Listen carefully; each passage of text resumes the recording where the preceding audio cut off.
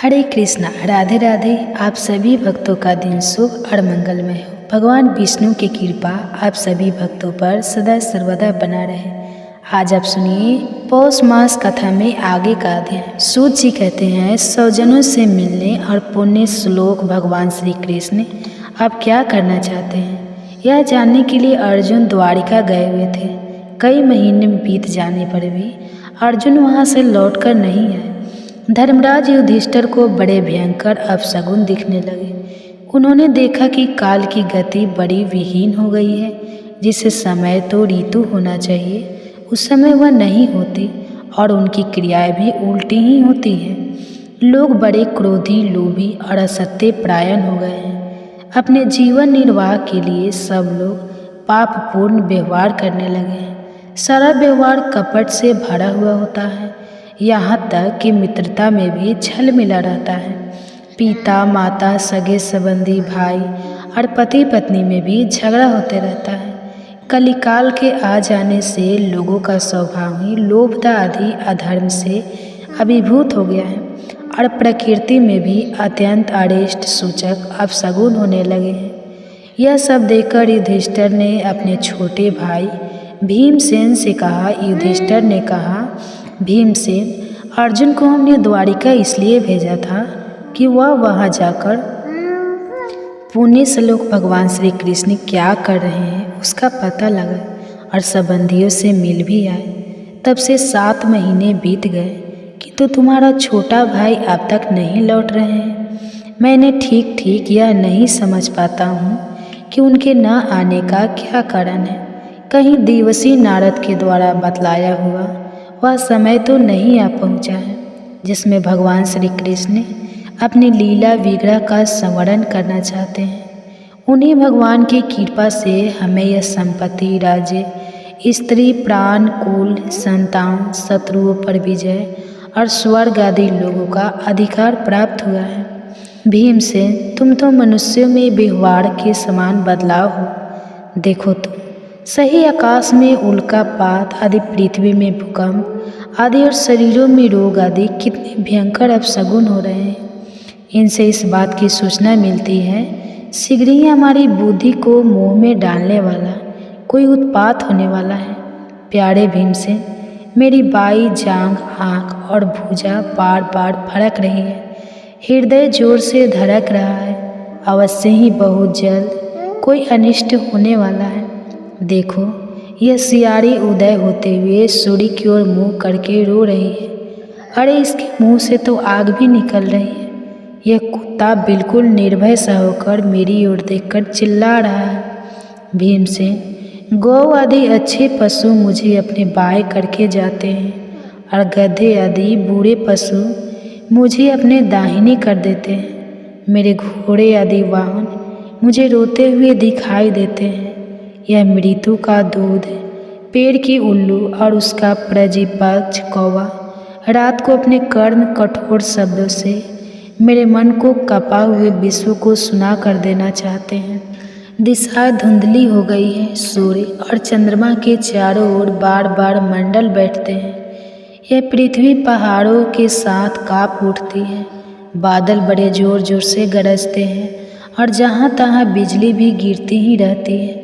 शरीर को छेदने वाली एवं धूली वर्षा से अंधकार फैलाने वाली आंधी चलने लगे हैं। बादल बड़ा डरावना दृश्य से उपस्थित करके सब ओर खून बरसाते हैं।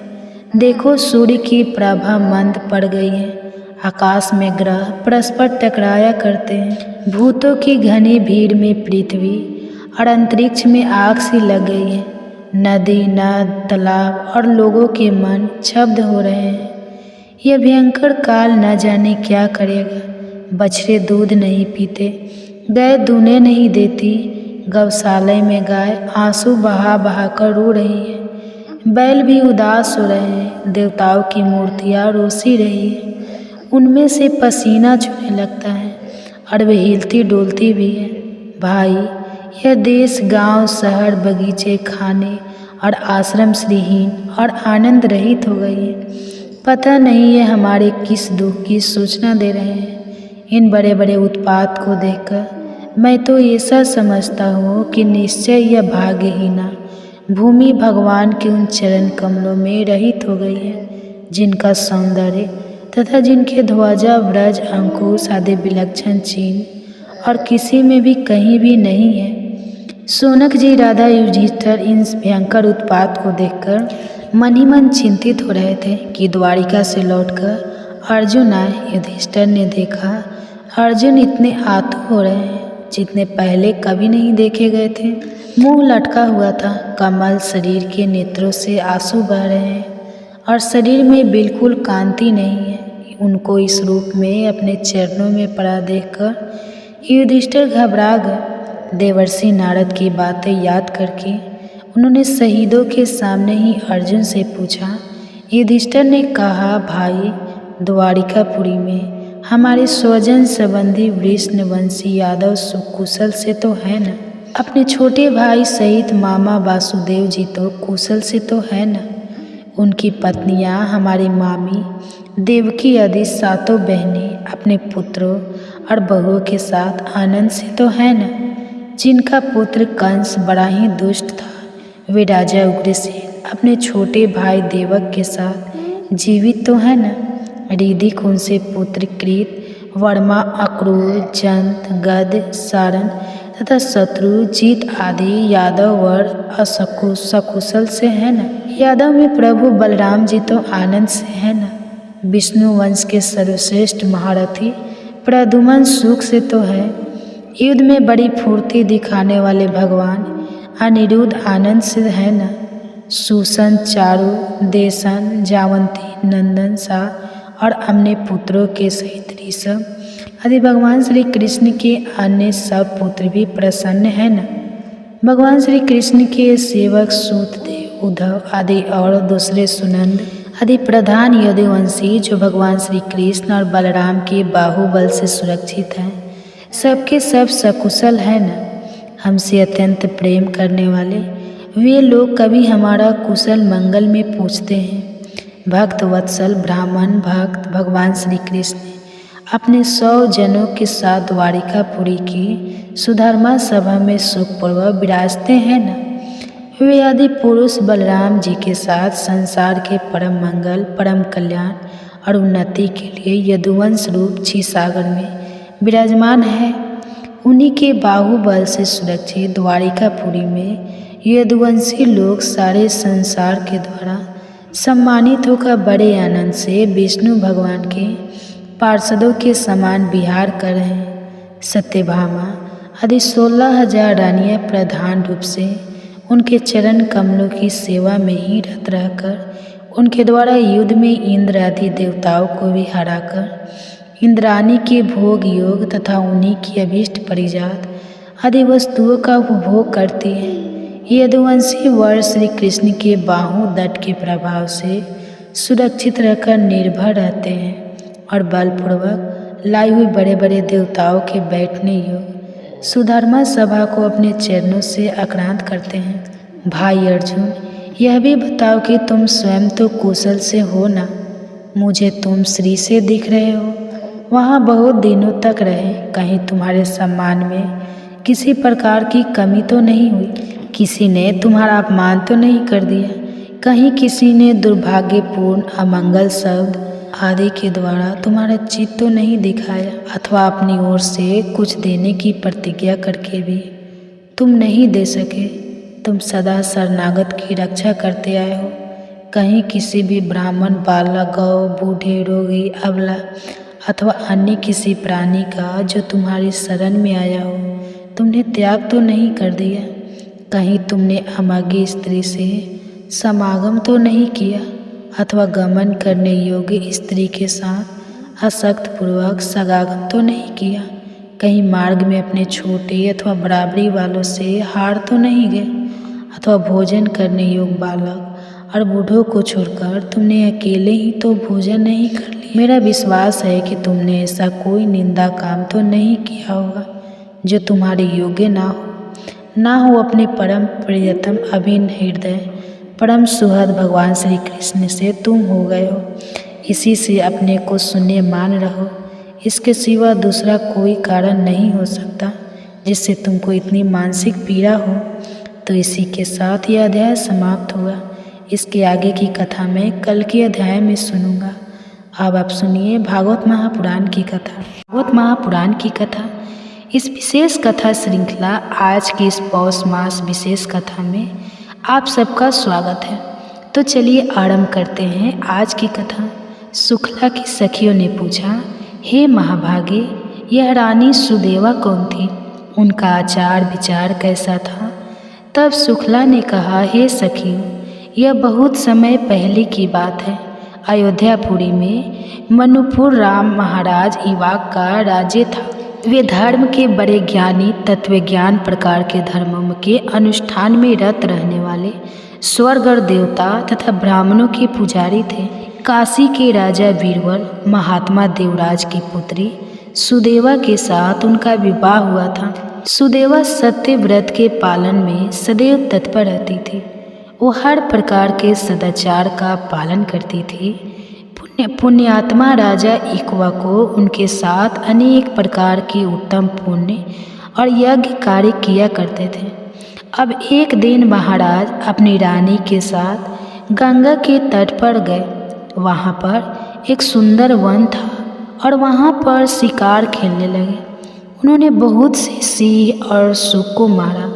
जब वे इस प्रकार शिकार कर रहे थे, उस समय उनके सामने एक बहुत बड़ा सूगर आया।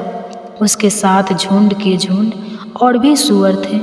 वे सब अपने पुत्र और पुत्रों से घिरे हुए थे। उसकी प्रियतमा पत्नी शंकरी भी थी। और उस समय सूअर ने राजा को देखकर अपने पुत्रों और पत्रों तथा पत्नियों से कहा, हे प्रिय कौशल, देश के वीर सम्राट महातेजस्वी राजा ईवा को यहाँ शिकार खेलने आए हैं। उनके साथ बहुत सारे श्वान और व्याध भी हैं। इसमें संदेह नहीं है कि यह मुझ पर भी प्रहार करेंगे।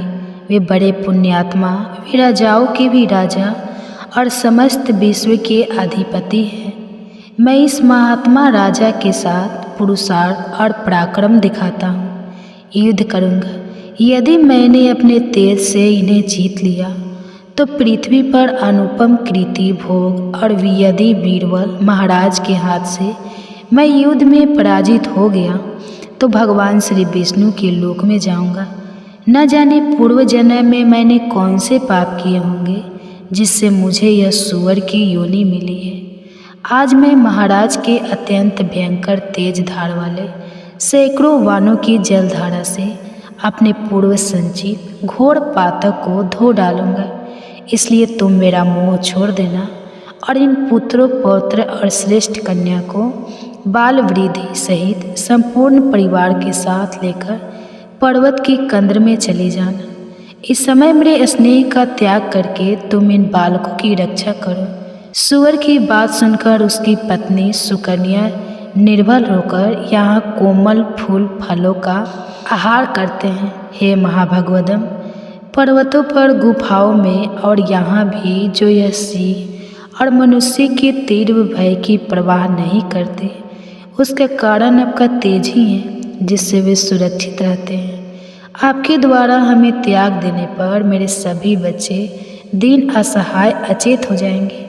आपसे दूर रहने में मेरी शोभा नहीं है। उत्तम सोने के बने हुए दिव्य आभूषणों, रत्नम उपकरणों, सुंदर वस्त्रों से विभूषित होकर माता पिता, भाई, सास, ससुर, अन्य संबंधियों से आदर पाकर भी अगर कोई स्त्री पति के विहीन होती है तो शोभा नहीं पाती है। जिस प्रकार आचार के बिना मनुष्य, ज्ञान के बिना सन्यासी, गुप्त मंत्रणा के बिना राज्य की शोभा नहीं होती, उसी प्रकार आपके बिना हम सबकी कोई शोभा नहीं हो सकती। हे प्राणेश, आपके बिना मैं अपने प्राण नहीं रख सकती। आपके साथ यदि मुझे नरक में भी निवास करना पड़े तो उसे मैं सहर्ष स्वीकार करूँगी। हम दोनों ही अपने पुत्र और पत्रों के साथ किसी पर्वत की दुर्गम कंद्र में घुस जाए, वही अच्छा है। आप जीवन की आशा छोड़कर मरने के लिए जा रहे हैं, भला इसमें क्या लाभ दिखाई दे रहा है? अपनी पत्नी की यह वचन सुनकर उस सुगर ने कहा, हे प्रिय, तुम वीरों के उत्तम धर्म को नहीं जानते। सुनो, मैं इस समय तुम्हें वो बताता हूँ। अगर योद्धा शत्रु के प्रार्थना करने पर या ललकारने पर भी काम, लोभ, भय अथवा मोह के कारण उस युद्ध का अवसर नहीं प्राप्त करता, तो वह 1000 युगों तक कुंभी पार्क नामक नरक में निवास करता है। वीर पुरुष युद्ध में शत्रु का सामना करके यदि उसे जीत लेता है तो यश और कीर्ति का उपभोग करता है, और अगर निर्भयता पूर्वक लड़ता हुआ वह स्वयं ही मारा जाता है तो वीर लोक को प्राप्त कर दिव्य भोगों का उपभोग करता है। हे प्रिय, 200,000 वर्षों तक वह इस सुख का अनुभव करता है। मुनुपुर राजा एक्वा को यहाँ आए हुए हैं, जो स्वयं बड़े वीर हैं। वे मुझसे युद्ध चाहे तो मुझे अवश्य ही उनके साथ युद्ध करने का अवसर देना चाहिए। महाराज, युद्ध के अतिथि होकर आए हैं, और अतिथि सनातन श्री विष्णु का स्वरूप होता है, इसलिए युद्ध रूप से इनका सत्कार करना मेरा आवश्यक कर्तव्य है। यह सुनकर उसकी पत्नी सकरी ने कहा, हे प्राणनाथ, यदि आप महात्मा राजा को युद्ध का अवसर प्रदान करेंगे तो मैं भी आपके साथ रहकर आपका पराक्रम देखूंगी। इस प्रकार कहकर सुगर ने तुरंत अपने प्रिय पुत्रों को बुलाया और कहा, हे बच्चों, मेरी बात ध्यान से सुनो। युद्ध भूमि में सनातन विष्णु रूप अतिथि पधारे हैं। उनके सत्कार के लिए मेरे पति जाएंगे और इनके साथ मुझे भी वहाँ जाना चाहिए। आप सबकी रक्षा करने वाले प्राणनाथ जब तक यहाँ उपस्थित है तभी तक तुम दूर के पर्वत के किसी दुर्गम गुफा में चले जाओ। मुनुपुर राजा इवाक बड़े बलवान और दूरदमनी राजा है। यह हम सबके लिए काल स्वरूप है, सबका संहार करेंगे, और इसलिए यहाँ तुम दूर दूर चले जाओ। अपनी माता के से वचन सुनकर पुत्रों ने कहा, जो माता पिता को संकट में छोड़कर चले जाते हैं वह पाप आत्मा है, उसे महारौद्र और अत्यंत घोर नरक में जाना पड़ता है। जो निर्दयी अपनी माता के पवित्र दूध को पीकर प्रीपट से निश्चय करके सुगर, उसकी पत्नी और उसके सभी पुत्र बांधव सहित परिवार एक मोर्चा बनाकर खड़े हो गए। वे सभी बल और तेज से संपन्न थे। अब उधर अयोध्या के महाराजा मुनु कुमार युवा को अपनी सुंदर पत्नी और चतुरंगी ने सेना के साथ शिकार के लिए चले। उनके आगे आगे व्याध थे, श्वान और तेज चलने वाले वीर योद्धा थे। वे सभी लोग उस स्थान के समीप गए जहाँ बलवान सुगर अपनी पत्नी के साथ उपस्थित था। छोटे बड़े बहुत से सुगर सभी ओर से उसकी रक्षा कर रहे थे। गंगा के किनारे मेरू पर्वत की तराई में पहुंचकर महाराज युवकों ने व्याध से कहा, बड़े बड़े वीर योद्धाओं को सुगर का सामना करने के लिए भेजो। इस प्रकार महाराज की आज्ञा से भेजे हुए बलवान, तेजस्वी और पराक्रमी योद्धा वायु के समान दौड़ पड़े और तुरंत सुगर के पास जा पहुँचे। वंचारी व्याध अपने तीखे बाणों और चमचमाते हुए अस्त्र शस्त्रों से वीरों का बाण बांधकर खड़े थे और उन सभी सुख को बिंद नहीं लगे। यह देखकर वह युद्धपति वराह अपने सैकड़ों पुत्र पौत्र बांधव के साथ शत्रुओं पर टूट पड़ा। बड़े वेग से उनका संहार करने लगा और व्याध उसकी पैनी दाढ़ से घायल होकर भूमि पर गिरने लगे। तत्पश्चात सूक और व्याध में भयानक संग्राम हुआ। वे क्रोध से लाल आँख किए एक दूसरे को मारने लगे। व्याध ने बहुत सारे सुगर को और सुगर ने भी अनेक व्याध को मार गिराया। संपूर्ण जमीन खून से रंग गई। कितने ही सुगर मर गए, कितने ही घायल हुए और कितने ही भागकर बीहड़ स्थानों, झाड़ियों, कंदराओं में जा फंसे। ऐसी कुछ दशा व्याध की भी थी। जितने ही मर गए, कितने ही सुगरों की पानी दाढ़ होकर आघात से कट गए और कितने ही टुकड़े टुकड़े होकर प्राण त्याग कर स्वर्ग लोक चले गए। अपरांत संग्राम में मात्र और बलशाली सुगर, उसकी पत्नी और 5-7 पुत्र पत्रों के साथ युद्ध की इच्छा से मैदान में डटा हुआ था। और उस समय सकरी ने कहा, हे नाथ, मुझे और इन बालकों के साथ लेकर अब यहाँ से चल पड़ो। तब सुगर ने कहा, महाभागे, 2 सिंहों के बीच में सुगर पानी पी सकता है लेकिन दो सुअरों के बीच में सिंह नहीं पी सकता। सुअर जाति में ऐसा उत्तम बल देखा जाता है। अगर मैं संग्राम में पीठ दिखाकर चला जाऊं तो उस बल का नाश कर दूंगा। मेरी जाति की प्रसिद्धि नष्ट हो जाएगी। मुझे परम कल्याण दया धर्म का ज्ञान है। जो भी योद्धा तीखे शास्त्रों का व्यू देखकर प्रसन्न होता है, रण सिंधु में गोता लगाकर तीर्थ के पार पहुंचता है, वह अपनी आगे की 100 पीढ़ियों का उद्धार कर देता है और अंत में विष्णु धाम को जाता है। जो अस्त्र शास्त्रों से सुसज्जित योद्धाओं को सामने आते देख प्रसन्नतापूर्वक आगे बढ़ता है, उसके पुण्य फल का तुम वर्णन सुनो। ऐसे महाभागे योद्धा को पग पग पर गंगा स्नान का महान फल प्राप्त होता है। जो काम या लोभ व सीध से भागकर घर को चला जाता है, वह अपनी माता के दोष को प्रकाशित करता है। मैं इस वीर धर्म को जानता हूँ, इसलिए युद्ध छोड़कर भाग कैसे सकता हूँ। तुम बच्चों को लेकर यहाँ से चले जाओ और सुखपूर्वक जीवन व्यतीत करो। पति की बात सुनकर उस सकरी ने कहा, हे प्रिय, मैं आपके स्नेह बंधन से बंधी हूँ। आपने प्रेम, आदर, हास, परिहास और रतिक क्रिया आदि के द्वारा मेरे मन को बांध लिया है। अतः मैं पुत्रों के साथ आपके सामने ही प्राण त्याग करूँगी। इसी प्रकार बातचीत करके एक दूसरे का हित चाहने वाले दोनों पति पत्नी ने युद्ध करने का ही निश्चय किया और उसके बाद एक और भयंकर युद्ध आरंभ हुआ। और इस युद्ध में क्या हुआ यह हम जानेंगे हमारे इसी पौष मास श्रृंखला की भागवत महापुराण की कथा की श्रृंखला अगली कड़ी में। नैमिषारण्य में एकत्रित ऋषियों ने पूछा, हे सूत जी, गंधर्व श्रेष्ठ सुशंख ने जब सुनीता को श्राप दिया था तब वो श्राप उसके ऊपर किस प्रकार लागू हुआ? उसके बाद सुनीता ने क्या किया और उसे कैसा पुत्र प्राप्त हुआ? कृपया इस विषय में बताएं। तब सूत को स्वामी ने कहा, हे ब्राह्मणों, हम पहले बता चुके हैं कि सुशंख के श्राप देने पर सुनीता दुख से पीड़ित हो गई। अपने पिता के निवास स्थान पर वापस आई। वहाँ उसने पिता से अपनी संपूर्ण वृत्तांत को कह सुनाया और तब मृत्यु ने भी अपनी पुत्री सुनीता से कहा, हे पुत्री, तूने बड़ा भारी अपराध और पाप किया है। तेरा यह कार्य धर्म और तेज का नाश करने वाला है। काम क्रोध से रहित शांत धर्म वत्सल ऐसे तपस्वी को जो तूने पीड़ा पहुँचाई है, ऐसे लोगों को पापामा पुत्र ही प्राप्त होते हैं और उसे उस पाप का फल भोगना ही पड़ता है। तूने निर्दोष होने पर भी उन्हें मारा है, अतः तेरे द्वारा यह महान पाप हुआ है। पहले तूने ही अपराध किया है और फिर उन्होंने श्राप दिया है। इसलिए अब तू पुण्य कर्मों का आचरण कर, सदैव साधु पुरुषों के संग में रहकर जीवन व्यतीत कर। प्रतिदिन योग, ध्यान और दान के द्वारा काल यापन करती रह। हे बालिका, सत्संग एक महान पुण्यदायी और परम कल्याणकारी होता है। सत्संग का जो गुण है उस विषय में एक सुंदर दृष्टांत देख।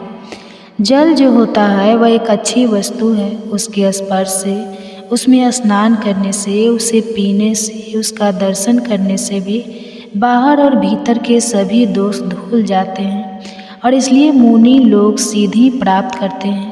समस्त चराचर प्राणी भी जल पीते रहने से दीर्घायु होते हैं। उसी प्रकार संतों के सत्संग से मनुष्य शुद्ध और सफल मनोरथ प्राप्त करते हैं। हे पुत्री, सत्संग के द्वारा मनुष्य संतोषी, मृदु, कामी, सबका प्रिय करने वाला, शुद्ध पुण्य बल से संपन्न, शारीरिक और मानसिक माला को दूर करने वाला, शांत स्वभाव और सबको सुख देने वाला बन जाता है। जिस मनुष्य में सत्य की अग्नि सदैव प्रज्वलित रहती है, वह पुण्यम तेज के प्रकाशमान रहता है।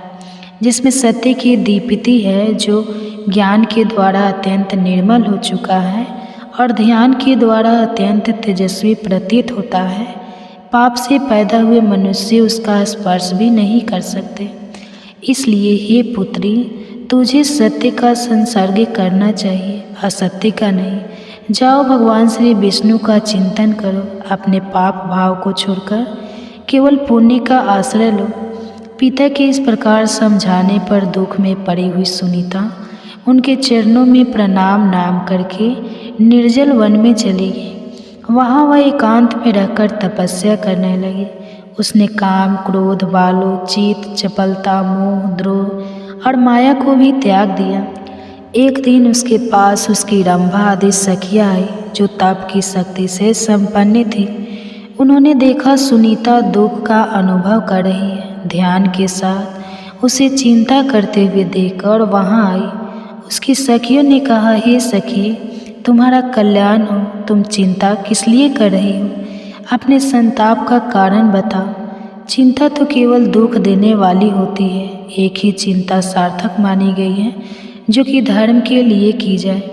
हे धर्मनंदिनी, दूसरी चिंता जो योगियों के हृदय में होती है, जिसके द्वारा वे ब्रह्मा का चिंतन करते हैं, वह भी सार्थक है। और उनके सिवा और जितनी भी चिंताएं हैं वे सब निरर्थक हैं। उनकी कल्पना भी नहीं करनी चाहिए। चिंता तो मनुष्य के शरीर, बल और तेज का भी नाश कर देती है। वह हर प्रकार के सुखों को नष्ट कर डालती है। वो तंत्र, मोह और लोभ, इन 3 दोषों को लेकर आती है और प्रतिदिन उसी में घुलती रहने पर वह पाप को भी उत्पन्न करती है। इसलिए चिंता को छोड़ो। जीव पूर्व जन्म में अपने कर्मों द्वारा जिन शुभ अशुभ भोगों का उपार्जन करता है, उन्हीं का वह दूसरे जन्म में उपभोग करता है। इसलिए बुद्धिमान मनुष्य को चिंता नहीं करनी चाहिए। तुम चिंता को छोड़कर अपने सुख दुख आदि की बताओ, क्या बात है? सखियों के यह वचन सुनकर तब सुनीता ने कहा, पहले सूस ने उसे वन में जिस प्रकार श्राप दिया था, वह सारी घटना उसने अपनी सखियों से कह सुनाई।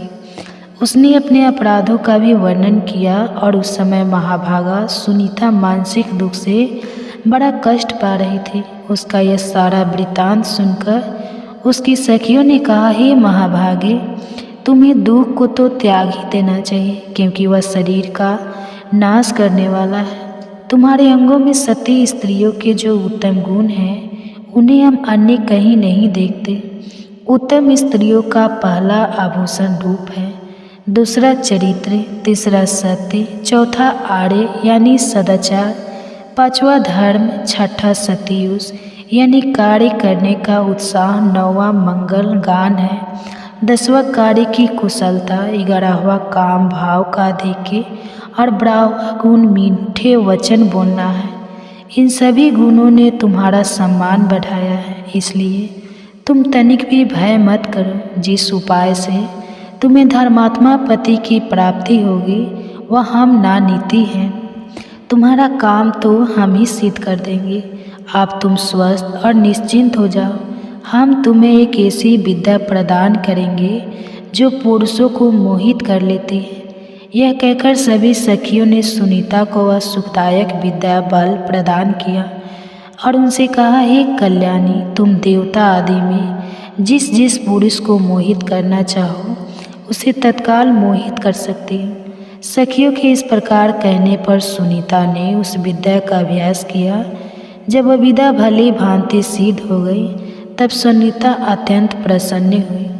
वह अपनी सखियों के साथ ही पुरुषों को देखती हुई वन में घूमने लगी। उसके बाद उसने गंगा जी के तट पर एक रूपमान ब्राह्मण को देखा जो समस्त शुभ लक्षणों से संपन्न और सूर्य के समान तेजस्वी थे। वे तपस्या कर रहे थे। उनका प्रभाव दिव्य था। उन तपस्वी महर्षि रूप देखकर सुनीता का मन मोह गया। उसने अपनी सखी रंभा से पूछा, यह देवताओं से भी श्रेष्ठ महात्मा कौन है? तब ब्रह्मा ने कहा, हे सखी, अव्यक्त परमेश्वर से ब्रह्मा जी की उत्पत्ति हुई। उनसे प्रजापति अत्रि का जन्म हुआ जो बड़े धर्मात्मा है और यह महामाना तपस्वी उन्हीं के पुत्र हैं। इनका नाम अंग है। यह नंदन वन में आए थे। वहाँ नाना प्रकार के तेज से संपन्न इंद्र का वैभव देखकर इन्होंने भी इनके समान पद पाने की अभिलाषा की। उन्होंने सोचा कि जब मुझे भी वंश को बढ़ाने वाला ऐसा ही पुत्र प्राप्त हो तभी मेरा जन्म कल्याणकारी होगा और साथ ही यश और कीर्ति भी मिल सकती है। ऐसा विचार करके उन्होंने तपस्या और नियमों के द्वारा भगवान ऋषिकेश की आराधना की है। जब भगवान अत्यंत प्रसन्न होकर उनके सामने प्रकट हुए, तब इन महर्षि ने इस प्रकार वर मांगा, हे मधुसूदन, मुझे इंद्र के समान वैभवशाली और अपने समान तेजस्वी और पराक्रमी पुत्र प्रदान कीजिए। वो पुत्र आपका भक्त और सब पापों का नाश करने वाला होना चाहिए। और तब श्री भगवान ने कहा, हे महात्मा, मैंने तुम्हें ऐसा पुत्र होने का वर दिया है, वो सबका पालन करने वाला होगा। और ये कहकर भगवान चले गए थे। तब विप्र, वेन अंग किसी पवित्र कन्या की तलाश में है। जैसे तुम सभी अंगों से मनोहर हो, वैसे ही कन्या बचाते हैं, इसलिए इन्हीं को अपने पति के रूप में प्राप्त करो। इनसे तुम्हें पुत्र, पुण्यात्मा पुत्र की प्राप्ति होगी। यह महाभागे और पुण्य बल से संपन्न है। इनके वीर से उत्पन्न हुआ पुत्र उन्हीं की गुण संपत्ति से युक्त महातेजस्वी, समस्त धर्मात्माओं में श्रेष्ठ, परम सौभाग्यशाली, युक्त आत्मा और ज्ञानी होगा। अपनी सखियों की यह बात सुनकर सुनीता ने कहा, हे भद्रे, उचित है, मैं ऐसा ही करूँगी। इस विद्या से मैं ब्राह्मण को मोह में डालूंगी। तुम मुझे सहायता प्रदान करना, जिससे इस समय मैं उनके पास जाऊँ। यह सुनकर रंभा ने कहा, मैं तुम्हारी सहायता करूँगी, तुम मुझे आज्ञा दो। सुनीता के नेत्र बड़े बड़े थे, वह रूप और यौवन से शोभा पा रही थी। उसने सद्भावना पूर्वक माया से दिव्य रूप धारण किया। उसका मुख बड़ा ही मनोहर था। संसार में उसके सुंदर रूप की कहीं तुलना नहीं थी। वह तीनों लोगों को मोहित करने लगी। वह झूले पर जाकर बैठी और वीणा बजाती हुई मधुर स्वर में गीत गाने लगी। उसका स्वर बड़ा मोहक था। और उस समय महर्षि अंग अपनी पवित्र गुफा के भीतर एकांत में ध्यान लगाकर बैठे थे। वे काम और क्रोध से रहित होकर भगवान जनार्दन का चिंतन कर रहे थे। उत्तम ताल स्वर के साथ गाया हुआ वह मधुर और मनोहर गीत सुनकर अंग का चित्त ध्यान से विचलित हो गया। उस माया संगीत ने उन्हें मोह लिया था। वे तुरंत ही उसने अपने आसन से उठे और बार बार इधर उधर देखने लगे। माया के कारण उनका मन चंचल हो उठा था। वे बड़े वेग के बाहर निकले और झूले पर बैठी हुई वीणा धारिणी उस स्त्री को देखा। वह मुस्कुराती हुई गा रही थी। महायशस्वी अंग उसके गीत और रूप दोनों पर मुग्ध हो गए। और तत्पश्चात उस महान मोह के वशीभूत होकर वे उस तरुणी के पास आए। विशाल नेत्र और सुंदर मुस्कान वाली यश सविनी कन्या सुनीता को देखकर अंग ने पूछा, हे सुंदरी, तुम कौन हो? किसकी कन्या हो? सखियों से घिरी हुई यहाँ किस कार्य से आई हो? किसने तुम्हें इस वन में भेजा है? परम बुद्धिमान अंग का यह वचन सुनकर सुनीता उनसे कुछ भी ना बोल सकी। उसने केवल सखी के मुख की ओर देखा और अम्बा ने इशारे से कुछ कहकर सुनीता को समझा दिया और स्वयं ही उन श्रेष्ठ ब्राह्मण से आदरपूर्वक कहने लगी, हे महर्षि, यह मृत्यु की परम सौभाग्यवती कन्या है। लोग में इसकी सुनीता के नाम से प्रसिद्धि है। यह सभी शुभ लक्षणों से संपन्न है और इस समय यह बाला अपने लिए धर्मात्मा, तपस्वी, शांत, जितेंद्रिय, महाप्रज्ञ और वेद विद्या में विरसाद ऐसे पति की खोज में है। ये सुनकर अंग ने उन अप्सराओं में से श्रेष्ठ रंभा से कहा, हे भद्रे, मैंने सर्व विश्रम भगवान श्री हरि की आराधना की है। उन्होंने मुझे पुत्र होने का वरदान दिया है, जो संपूर्ण सिद्धियों का दाता होगा। इसलिए इस वरदान की सफलता के निमित्त उत्तम पुत्र की प्राप्ति हेतु मैं किसी पुण्य बल से संपन्न महापुरुष की कन्या के साथ विवाह का विचार कर रहा था, किंतु कहीं भी अपने लिए परम मंगलमय कन्या नहीं पा सका। यह धर्म की सुमुखी कन्या धर्माचार्य प्राणयन है। यदि वास्तव में यह पति की तलाश में है तो वे मुझे ही स्वीकार कर सकती है। इसकी प्राप्ति के लिए मैं अधिक वस्तु भी दे सकता हूँ। तब रंभा ने कहा, हे द्विश्रेष्ठ, आपको इस प्रकार उदारतापूर्वक इसकी अभीष्ट चिंतन चाहिए। यह सदा के लिए आपकी धर्म पत्नी हो रही है आप कभी भी इसका परित्याग ना करें। इसके दोष और गुणों पर कभी आपको ध्यान नहीं देना चाहिए।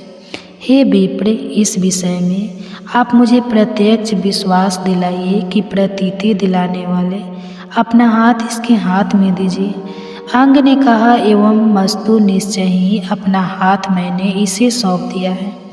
इस प्रकार सत्य का विश्वास कराने वाला संबंध करके अंग ने सुनीता को गंधर्व विवाह की प्रणाली के अनुसार ग्रहण कर लिया। सुनीता को उन्हें सौंपकर रंभा के हृदय में बड़ा हर्ष हुआ।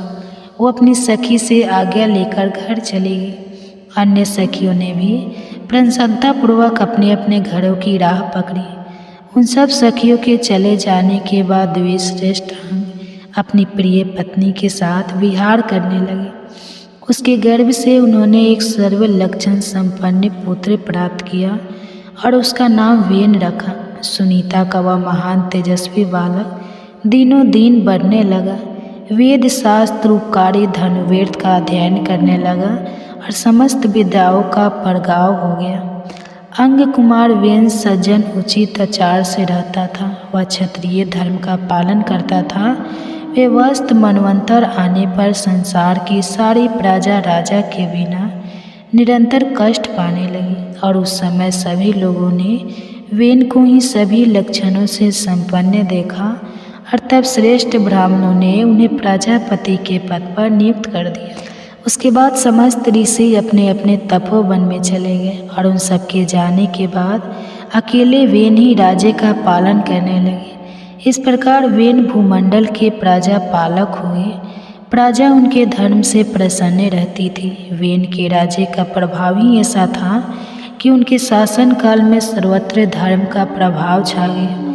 अब यहाँ पर प्रश्न ये आता है कि जब राजा वेन शुरुआत में इतने धर्मात्मा थे तो फिर अचानक ऐसा क्या हुआ जिससे उन्होंने धर्म का आचरण करना आरंभ कर दिया। और ऐसी कुछ जिज्ञासा ऋषियों के मन में भी आई और उसका उत्तर सूत गोस्वामी बताएंगे और वह हम सुनेंगे हमारी इसी पौष मास कथा भागवत महापुराण की अगले कड़ी में। तो इसे रहस्य को सुनने के लिए आपके अपने चैनल वंदना काव्य को सब्सक्राइब करके रख लीजिए, नोटिफिकेशन ऑन रखिए और हम आपसे मिलेंगे इसी कथा श्रृंखला की अगली कड़ी के साथ। नैमिषारण्य में एक एकत्रित हुए ऋषियों ने पूछा, हे सूत गोस्वामी, पाप का आचार पूर्व बर्ताव करने वाले जिस राजा वेन का आपने परिचय दिया था उसी पापी का व्यवहार कैसा था, कृपया इस विषय में बताएं। तब सूत गोस्वामी ने कहा, हे ब्राह्मणों, राजा पृथु जैसे भाग्यशाली, सौभाग्यशाली और महात्मा पुत्र को प्राप्त करने पर अब राजा वेन पाप रहित बन चुके थे। उसे धर्म का फल प्राप्त हुआ। जिन नरेशों महापाप का उपार्जन किया है उनके वे पाप तीर्थ यात्रा द्वारा नष्ट हो जाते हैं। संतों का संग प्राप्त करके उनके पुण्य की वृद्धि होती है। पापियों से बातचीत करने, उन्हें देखने, स्पर्श करने, उनके साथ बैठने, भोजन करने और उनके संसर्ग में रहने से पाप का संचार होता है और पुण्य आत्माओं के संग में रहने से केवल पुण्य का ही प्रचार होता है, जिससे सारे पाप धुल जाने के कारण मनुष्य पुण्य गति को प्राप्त करता है।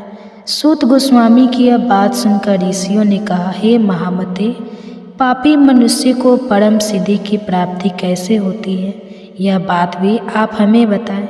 तब सूत गोस्वामी ने कहा, हे ऋषिगणों, नर्मदा, यमुना और गंगा इन नदियों की धारा के आसपास जो महापाप रहते हैं वे जानबूझकर या फिर बिना जाने इनके जल में स्नान करते हैं, कीड़ा करते हैं। अतः महानदी के संसर्ग में उन्हें परम गति की प्राप्ति हो जाती है।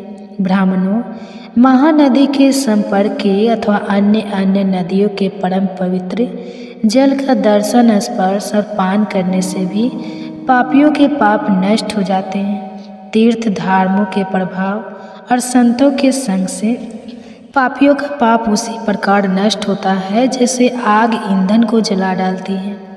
महात्मा ऋषियों के संपर्क से, उनके साथ बातचीत करने से, उनके दर्शन और स्पर्श करने से, पूर्व काल में सत्संग प्राप्त होने से राजा वेन का सारा पाप नष्ट हो गया था।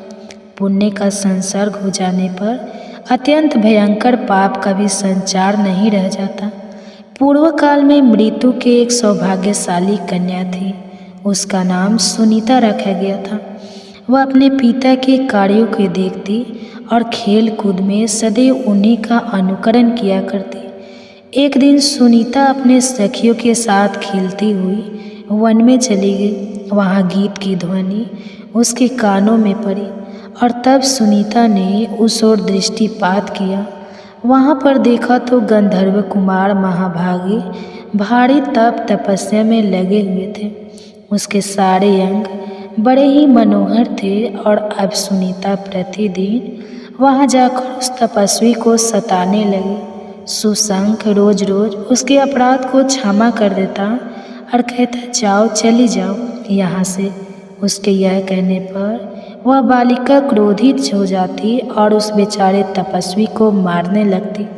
उसका ऐसा बर्ताव देखकर एक दिन सुशंख क्रोध से मूर्छित हो गया और कहने लगा, हे कल्याणी श्रेष्ठ पुरुष, मैंने मारने के बदले ना तो मारा है और ना किसी की गाली देने पर क्रोध करते हैं।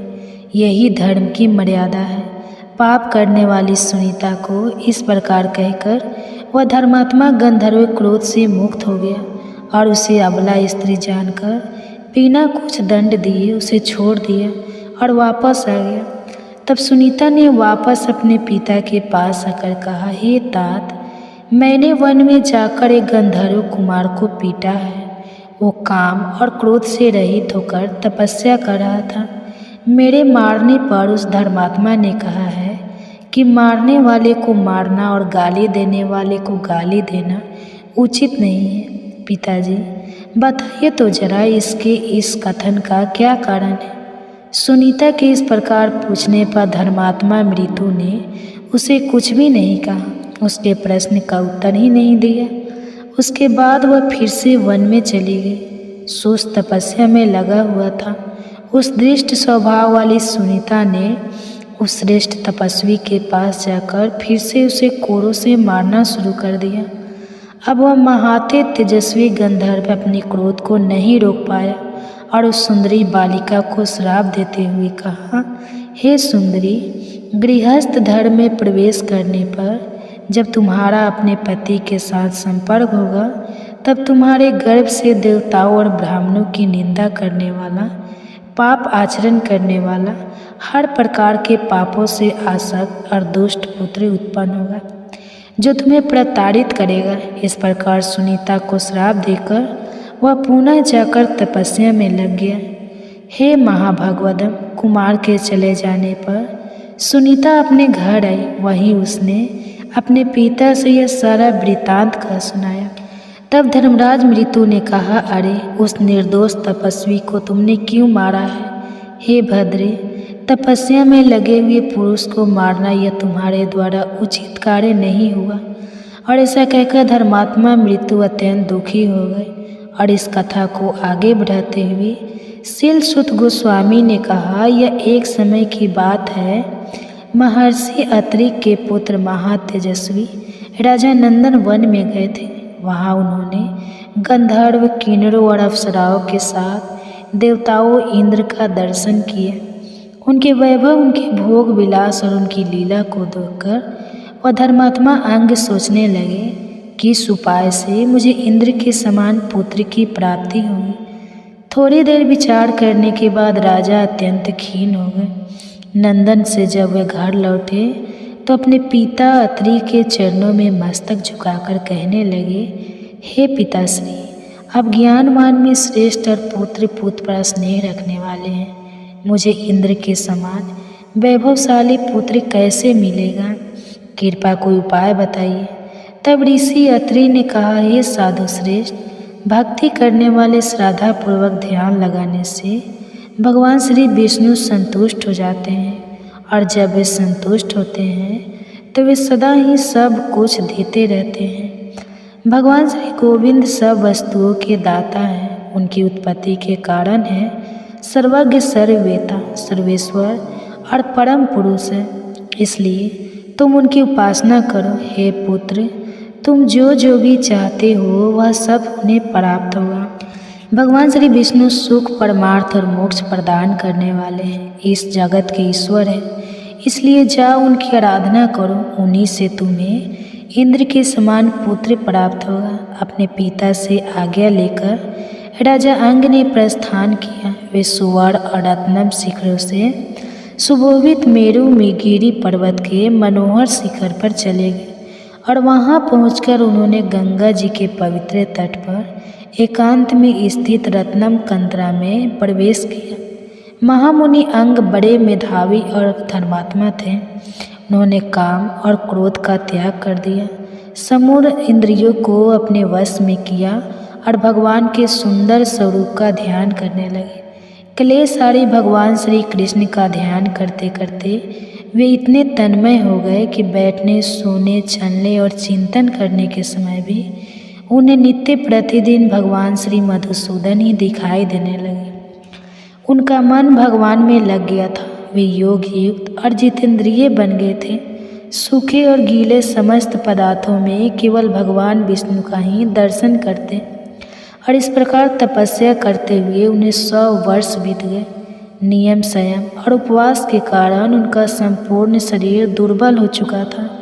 फिर भी वे अपने तेज से सूर्य और अग्नि के समान दिव्यमान दिखाई दे रहे थे। इस प्रकार तपस्या में प्रवृत्त होकर ध्यान में लगे हुए राजा अंग के सामने एक दिन भगवान श्री विष्णु प्रकट हुए और उनसे कहने लगे, हे मानव, तुम जो भी इच्छा रखते हो ऐसा वर मांगो। इंद्रियों के स्वामी भगवान वासुदेव को अपने समक्ष उपस्थित देखकर राजा अंग को अत्यंत प्रसन्नता हुई। उनका चित्त हर्षित हो गया। वे भगवान को प्रणाम करके उनकी स्तुति करने लगे। मधुसूदन की स्तुति करते हुए राजा अंग ने कहा, हे भूत भावन, आप ही संपूर्ण भूतों की गति हैं। आप प्राणियों की आत्मा, सब भूतों के ईश्वर और सगुण स्वरूप धारण करने वाले हैं। आपको नमस्कार है। गुण कर्ता, गुण संपन्न और गुणात्मा भवकर्ता और भक्तों के संसार बंधन का अपहरण करने वाले हैं।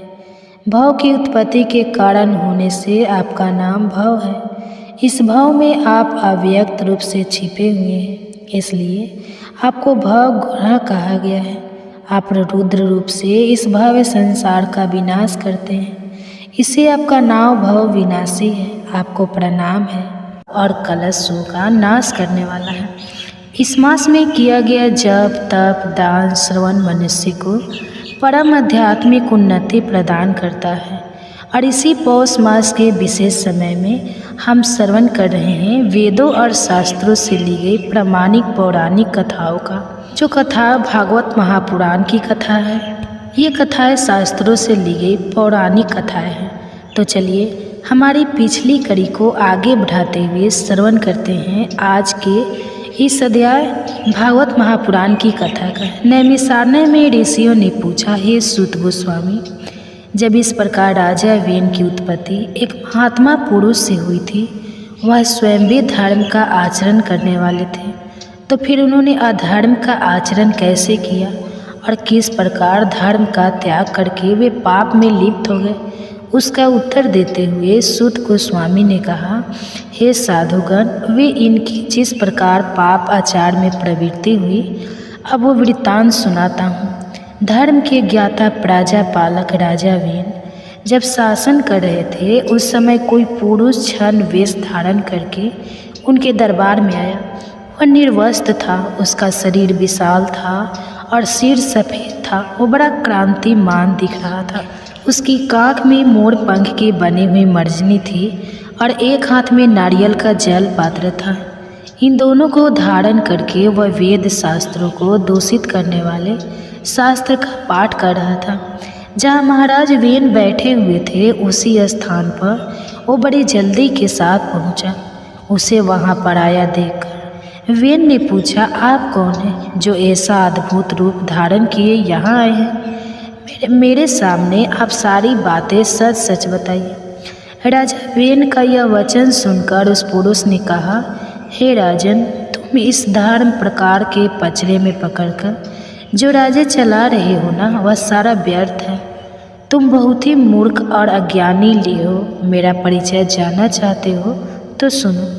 मैं देवताओं का परम पूज्य हूँ। मैं ही ज्ञान, मैं ही सत्य, मैं ही सनातन ब्रह्मा हूँ। मोक्ष भी मैं ही हूँ। मैं ब्रह्मा जी के देह से उत्पन्न सत्य प्रतिज्ञ पुरुष हूँ। मुझे जिन स्वरूप जानो सत्य और धर्मी मेरा क्लेवर है। ज्ञान परायण योगी मेरे ही स्वरूप का ध्यान करते हैं। तब राजा वेद ने पूछा, आपका धर्म कैसा है, आपका शास्त्र क्या है और आप किस प्रचार का पालन करते हैं, यह सब बताइए। तब उस जिन ने कहा, जहाँ मन, देवता, नील, ग्रंथ, गुरु और दया को ही परम धर्म बताया गया है, वही मोक्ष देखा जाता है और यही जैन दर्शन है। इसमें कोई संदेह नहीं है।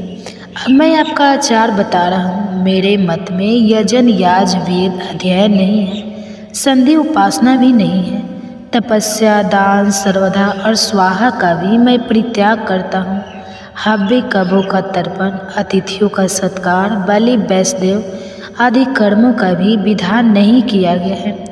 केवल अरहंत का ध्यान ही उत्तम माना गया है। जैन मार्ग में प्रायः ऐसे धर्म का आचरण ही दृष्टिगोचर होता है।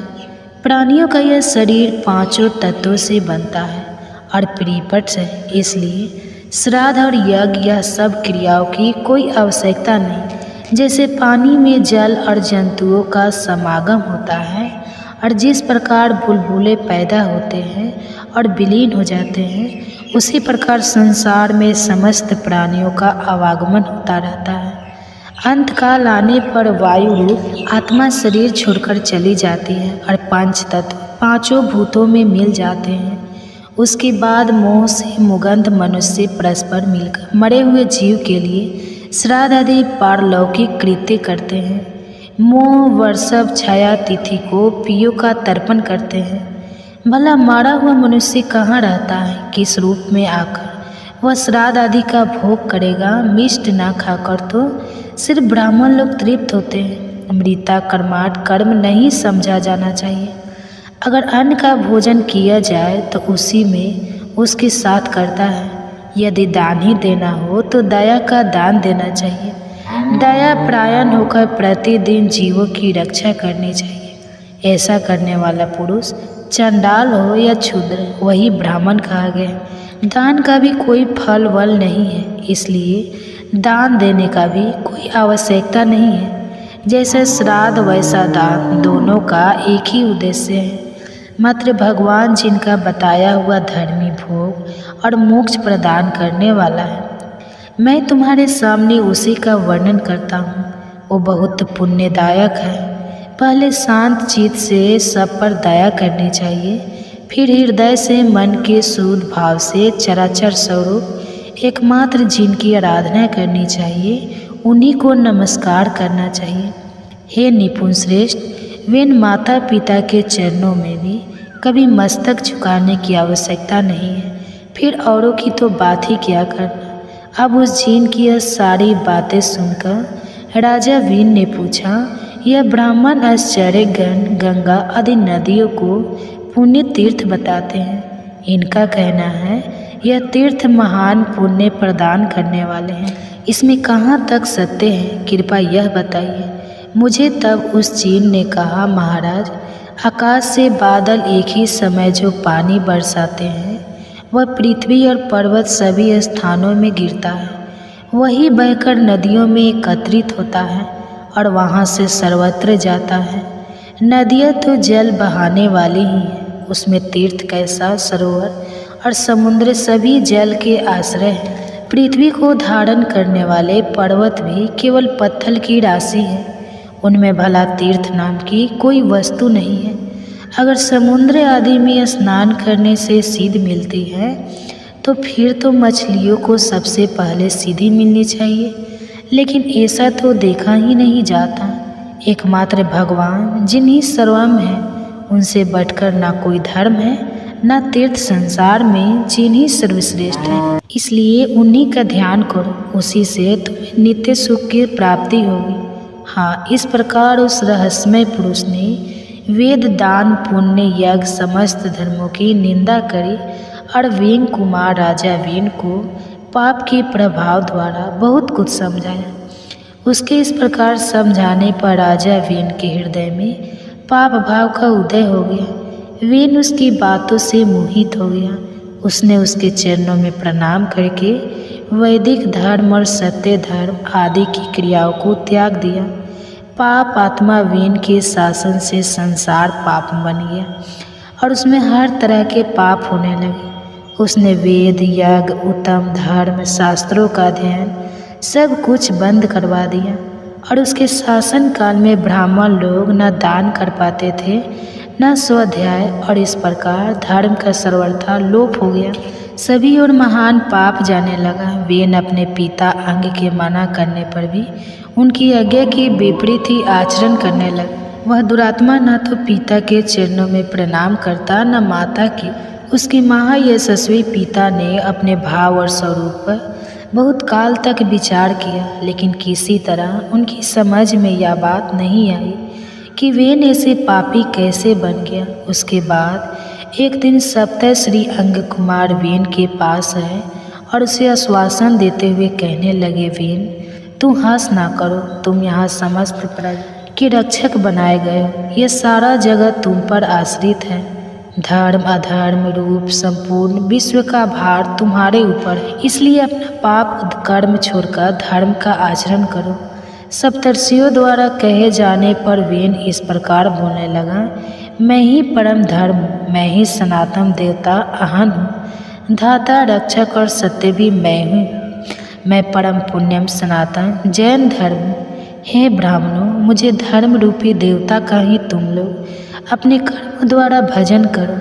तब उन ऋषियों ने कहा, हे राजेंद्र, ब्राह्मण, क्षत्रिय और वैश्य 3 वर्ण दी जाति कहलाते हैं।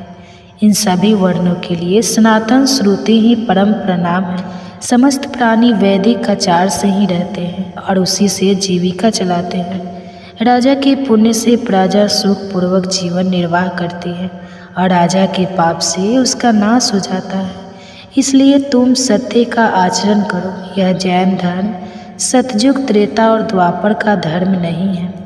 कलयुग का प्रवेश होने पर ही कुछ मनुष्य इसका आश्रय लेंगे।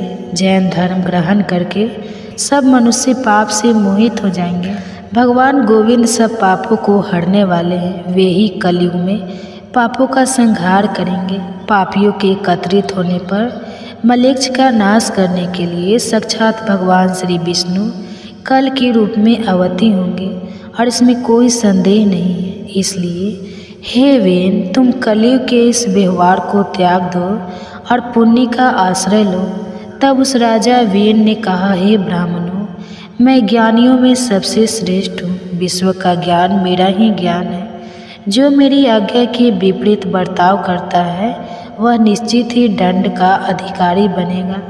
अब इस पाप बुद्धि वाले राजा वेन को बहुत समझाया, लेकिन सप्तर्षियों की कोई भी बात उसने नहीं मानी और तब सप्तर्षि क्रोध हो गए। उनके श्राप के भय से वेन एक बाम्बी में घुस गया, लेकिन वे ब्राह्मर्षि उस क्रूर पापी को वहाँ से बलपूर्वक पकड़ ला। क्रोध में आकर राजा के बाएं हाथ का मंथन करने लगे और उससे एक नीच जाति का मनुष्य उत्पन्न हुआ, जो कि बहुत ही छोटे कद का, काला और भयंकर था।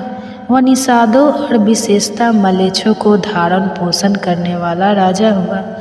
और तत्पश्चात ऋषियों ने दुरात्मा वेन को दाहिनी हाथ का मंथन किया और उसी से महात्मा राजा पृथु का जन्म हुआ, जिन्हें वसुंधरा का दोहन किया था। उन्हीं के पुण्य प्रसाद से राजा वेन धर्म और अर्थ का ज्ञाता हुआ। तो यह थी आज की हमारी भागवत महापुराण पौष मास की विशेष कथा। इस कथा में हमारे लिए एक विशेष शिक्षा छिपी हुई थी, और वह क्या थी वह हमें आप नीचे कमेंट बॉक्स में लिखकर बताइए। अगर आपने आज की कथा को ध्यान से सुना होगा तो अवश्य ही वह शिक्षा को आप आत्मसात कर पाएंगे। और इसी पौष मास कथा भागवत महापुराण की आगे की श्रृंखला की आगे की कड़ी को सुनने के लिए आपके अपने चैनल को सब्सक्राइब कर लीजिए, बेल आइकन दबाकर नोटिफिकेशन ऑन रखिए। और हम आपसे मिलेंगे बहुत जल्दी इसी कथा श्रृंखला की अगली कड़ी के साथ। तब तक सुनिए एक और कथा।